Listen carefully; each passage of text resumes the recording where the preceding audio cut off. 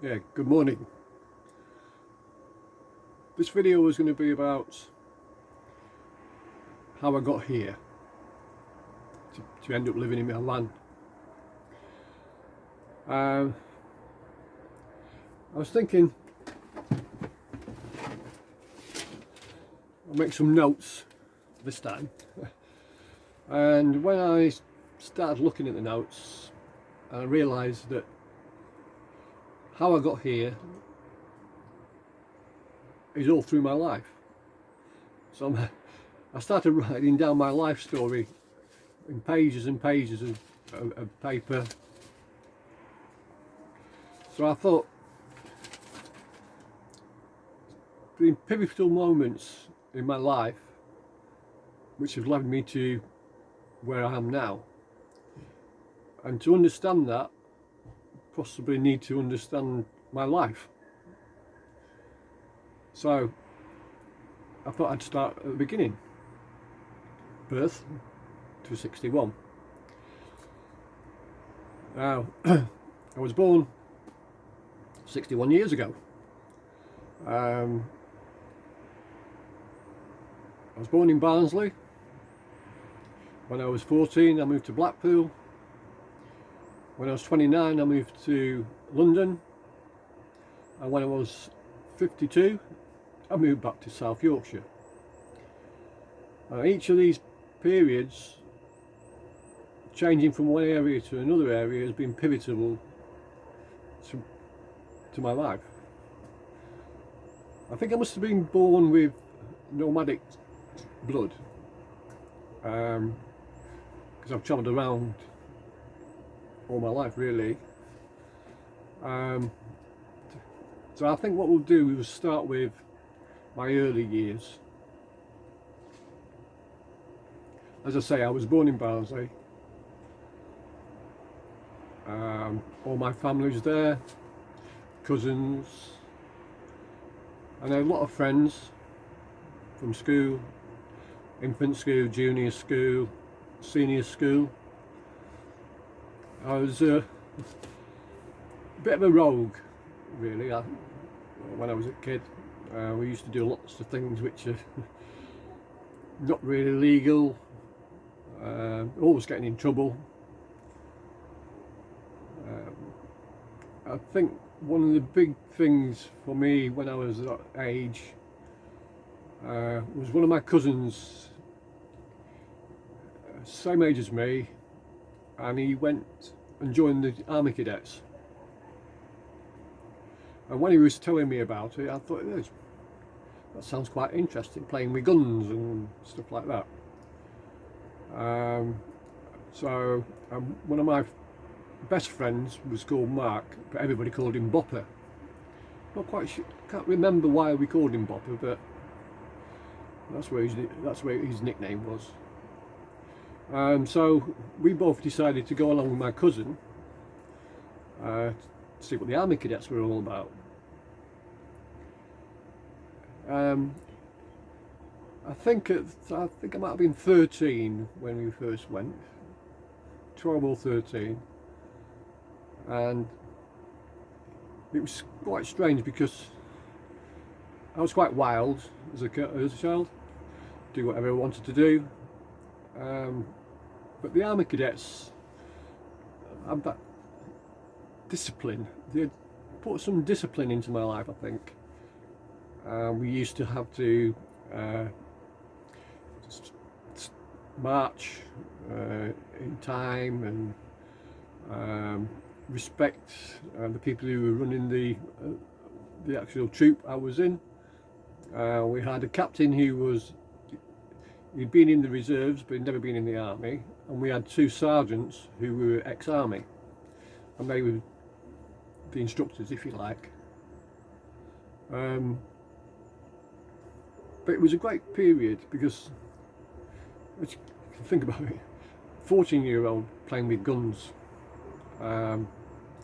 We had a little rifle range where we used little 2.2 rifles, but we also had proper army rifles, and that was the old Lee Enfield 303, quite a heavy bore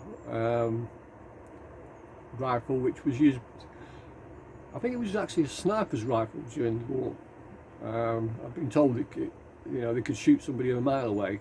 I don't know if that was true or not. And we learnt to break them down and put them back together, march with them, and then occasionally we would go away to a shooting range and shoot them. Live ammo. I'm not quite sure if that would happen nowadays.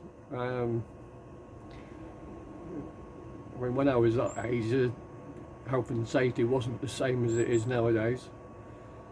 A couple of people got injured and stuff. The thing with these rifles, they had a quite quick, strong kickback when you shot them, and if you didn't hold them properly against your shoulder, you could actually damage your shoulder. And somebody actually did break their shoulder blade, the front of the shoulder, because of the kick. But during this time, we used to go away quite a lot, camping, go up into the peaks and the lakes, hill walking, just pretend like the real army, really. We'd go off for forced marches, we'd carrying the packs on our back, put our own tents up, mess tins, cooking, all the things you would do normally if you were in the army, only we were kids. And what we used to do is, there used to be 2 camps during the year. We'd have a park camp, so we'd go to an actual army barracks and stay there, and get mixed with the actual proper army, and go on exercise with them. And then we'd also have a thing called an annual camp, which we'd actually go away for a week. I remember going to Aldershot barracks, where we got to play with real proper modern army equipment, machine guns, got to go in tanks, we went on exercises, live exercises. We were using things called flashbangs. It was like a boy's own dream, really. It's quite hard to describe what it did to me. It made me realise that you have to have discipline of some sort in your life in order to succeed, and I think that's what it instilled in me. The downside of this period was when I was near, I think I was 14 and a half. If you think about it, I had all my cousins and family and uncles and aunties, all my friends from school, which I had, from infant school, and now all that was pulled from under me when my parents decided to move to Blackpool. And during this period, a lot of people were moving away, the mines were suffering, people were leaving, strikes and all that sort of stuff, and my parents decided to move to Blackpool and they actually purchased a bed and breakfast. So there I am, loving life, all my friends, all my family, and then I'm yanked out of that and taken to Blackpool, just with my parents. Didn't know anybody else. So it was a big shock, that. If I had been about 10, it wouldn't have been so bad. Then I could have gone through school and built up a good group of friends again and restarted. But because I was on 14 and a half, I only had like a year and a half at school, which was difficult. You know, as a new person moving to a new area, trying to make new friends, find out what life was like in Blackpool. So yeah, I only had a couple of years at that school. And that's one of the pivotal moments in my life. If my parents hadn't moved, what would my life be like now? I have no idea. Because that was a big change. As I say, I had a year and a half at the school, so it been able to make some friends. And this period, it was a strange time to be a teenager. It was the year when Quadrophenia came out, and everybody started to be, I'm a mod, I'm a rocker. Mods all came back into vogue.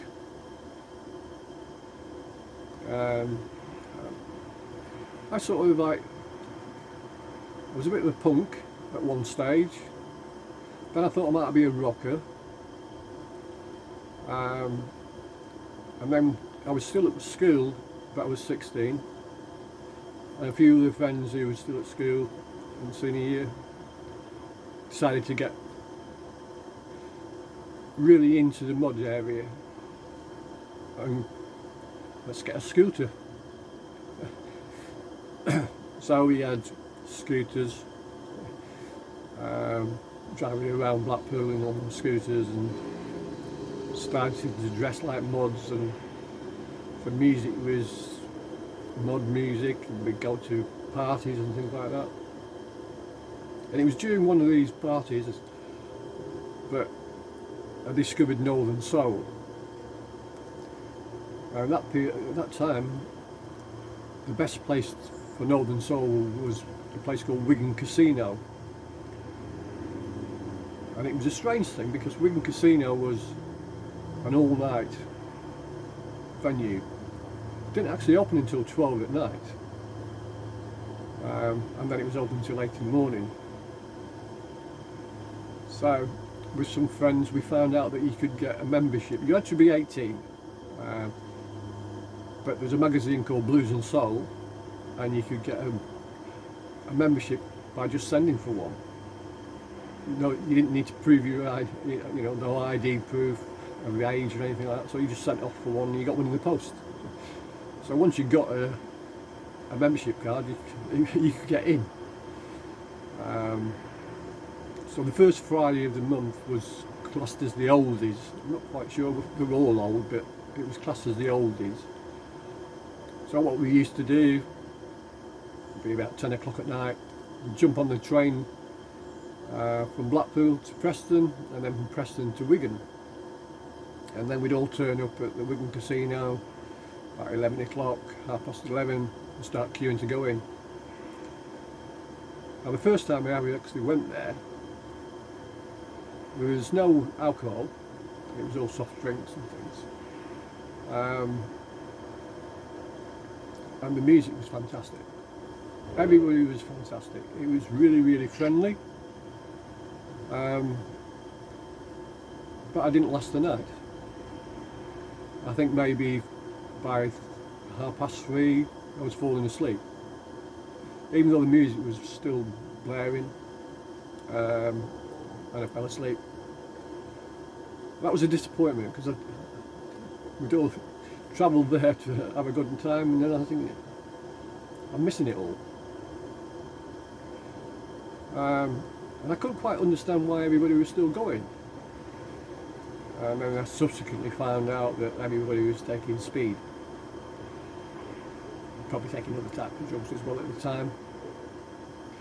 I remember in the Quadrophenia film they broke into a chemist and stole pills, diet pills, I think, which were like speed. So the next time I went, somebody offered me a blue tablet. said it would keep you up. So yeah, that's what I did. And I carried on doing this for quite a while. Going off there, dancing the night away, enjoying Northern Soul music. This was my introduction to drugs, really. People would take the speed, dance all night, and then they would get some downers, what they were called downers, to make you go to sleep in the day. So we used to finish at 8 o'clock in the morning, go and have some breakfast. Sometimes we used to go to the swimming baths there, and then get the train back to Blackpool. This was another good period in that I really enjoyed life at that time. But it had to end, obviously. It started getting quite, the mods and rockers things sort of started to get bad. We'd turn up at Wigan Casino, not dressed as mods as such, more than to Northern Soul, but then rockers started turning up, and then there was bits of violence and shouting and all that sort of stuff, and that really spoiled it for me. And I was getting near to the end of my schooling, and I had to think about work. Now back in them days, Blackpool was a thriving holiday resort. I mean, I started work when I was 15. Well, probably earlier really, because I used to help my parents in the boarding house, serving breakfast before I went to school, and serving the evening dinners when I got back from school, changing the bedding, you know, general housework if you like, but on a bigger scale, because there were like 15, 16 rentable rooms. So when I actually left school, there was plenty of opportunity for work. I remember getting a job in the morning. By 12 o'clock I thought I didn't like this job. So no, I'm off. An hour later I got a different job in a different place. And that's what it was like in them days. You could walk in from one job to another job because it was so busy. Unfortunately, today Blackpool's not the same. It's lost a bit of its sparkle, but back in them days it was the place to go. So there I am, I'm in Blackpool, starting my working life. The only downside, really, well, the main downside was it's a seasonal work, so April to November really. If you were lucky you could get the full that time, and then once winter came along there was no work. And because it was a holiday resort, there wasn't really any other options for work, you know, industrial type work or factory work or things like that. It was just shops and arcades and restaurants and cafes and bars and things like that. So it was the get the end of the season, sign on the dole, try and make do through the winter period, and then get a new job in the next season. Not a great existence, but you could make a lot of money as long as you saved it. And I wasn't very good at saving. I mean, I'm thinking now, I've worked all my life, from 14 to 61 as I am now. I've never owned a house, I've always rented. It was only in the last 10, 20 years I actually owned a car. Up until then I never owned a car. Oh, I tell a lie, I did have a Mini when I was about 22, an old cropped out Mini. Yeah, so materialistically and achieved what I've achieved, I haven't really achieved anything. After all my own years, I don't know if I hadn't moved from Barnsley when I was 14, everything might have been different.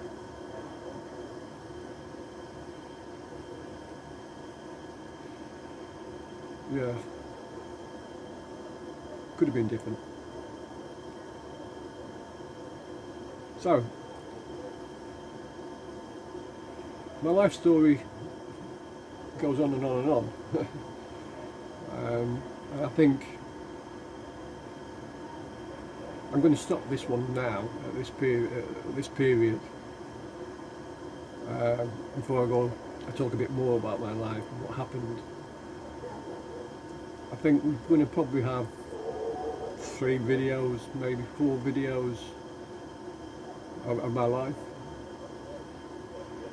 and this will then show how I got to where I am now.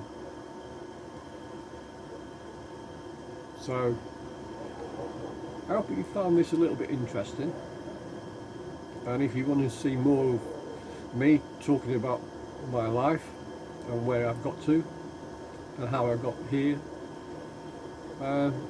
please like or subscribe, leave a comment. So I'm going to call this chapter 1, I think. So until next time, be safe, be happy, see you again.